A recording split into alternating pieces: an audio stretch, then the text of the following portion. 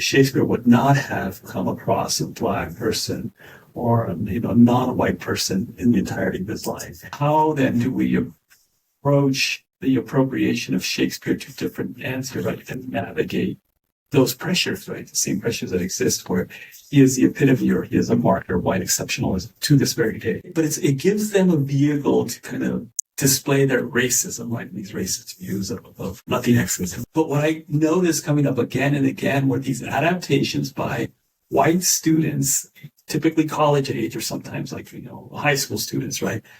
Who would don Mexican identities in their performance of Shakespeare for no other seeming reason than to poke fun at Mexicans. And this is the way he imagined immigration. And so all of it kind of has this origin in anti-immigrant sentiments, right? All the way to January 6th, when you think about that white exceptionalism and this notion of a kind of white ownership of Shakespeare.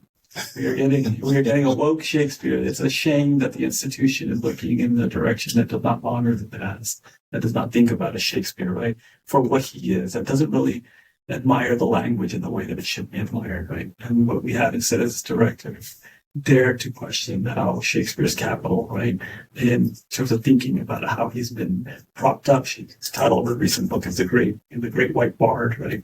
And she's thinking about the sense of that type of appropriation and ownership of Shakespeare, right, that excludes these many voices for so long. The firm belief has always been that Shakespeare will endure. He is going to be. He's not going anywhere. He's a staple. It's great.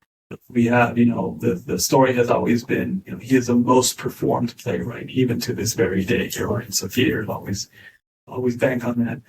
Interestingly, there is current research by Ayanna Thompson that is showing that is not the case. There's actually a decline in stagings of Shakespeare, the uses of Shakespeare.